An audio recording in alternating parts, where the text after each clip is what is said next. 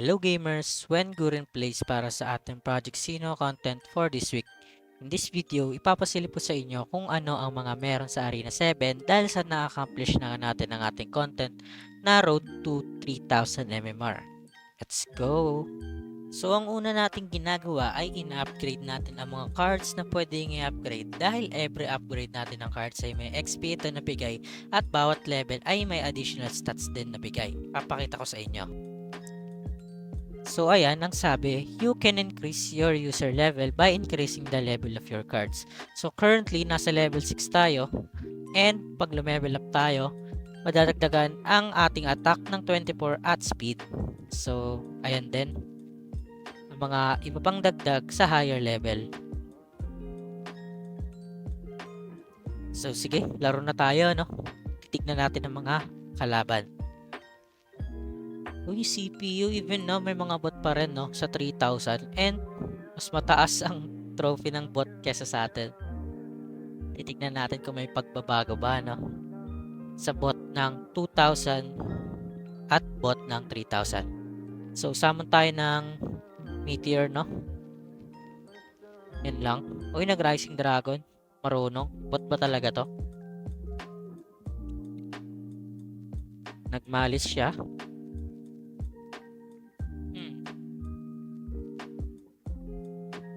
Okay. Pwede natin itong suntukin. And summon din tayo ng Little Fighter sa front ng ating grappler. Para kahit paano ma-protect natin siya, no?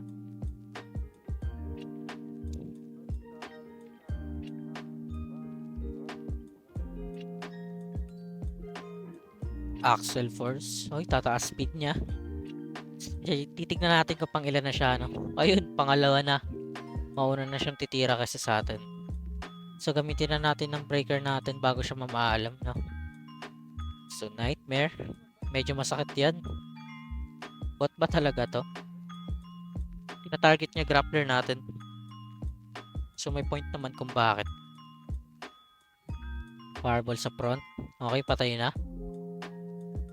Kahit mataas trophy niya, kahit pa ano, yung level ng sino niya siguro mababa lang, no? Yung health hindi gaano kataas sa Tiger Fang.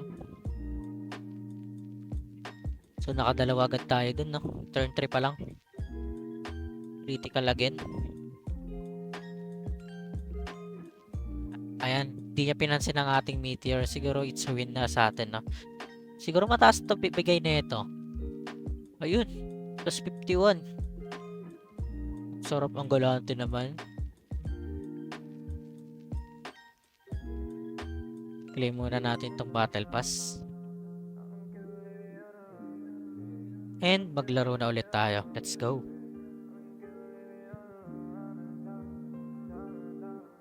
Ayun. Si Sugar.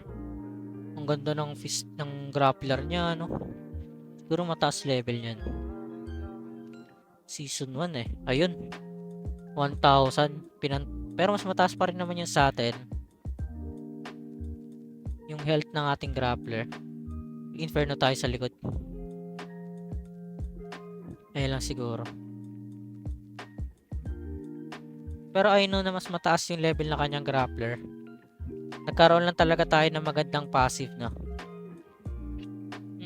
Ayun. Isang turn na maalam ang ating psychic. Nakakabigla naman yun. I think bigay na natin to sa kanya, no? Nakakabigla naman yung damage na yan. Sino natin siya sa bigay? Sige, turnan tayo. Wala tayong magandang tira. Click na natin tong surrender button. Poison bomb. Tron. Siguro ngayon tayo kumomba, no? Try natin one round. Ito ang kanyang psychic. Nag-inferno siya sa likod. Pero hindi tayo papayag na ganun lang. Grabe, puro crit na yung lahat. Hindi pa rin namatay. Napaka high level na itong Xeno na to.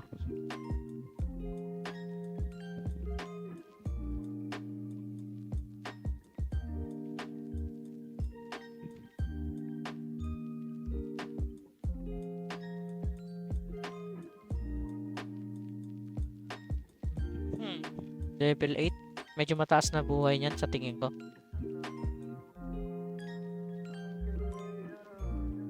May pag-asa pa tayo dito, no?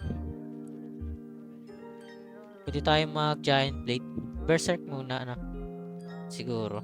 Wag na. Kahit hindi na siguro.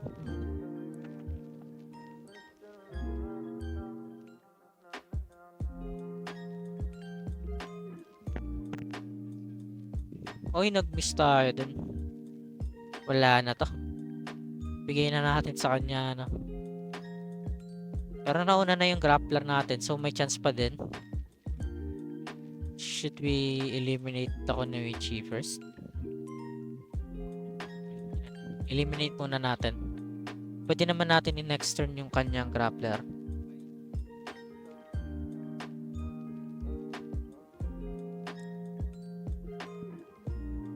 What if nag-DC na siya? What if lang naman? Ayun.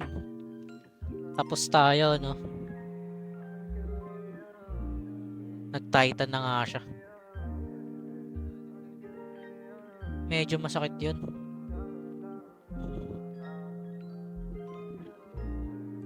Pero, mauna tayo next round. Makakatira pa rin tayo.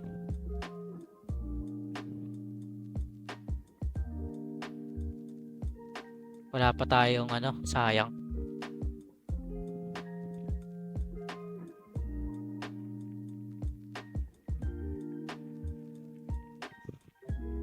Okay, lamang tayo dito, no?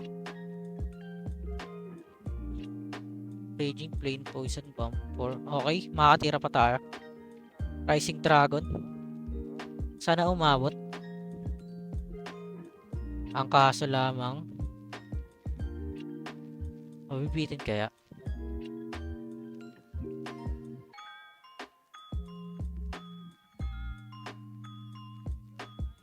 Ayun, 11 stock na. Ay, may reflect siya, no? May balik sa atin. That's it for this video, no? Like, follow, and subscribe para maging updated kayo sa Project Sino contents. Comment kayo kung anong gusto ninyong i-upload ko at susubukan natin pagbigyan kayo.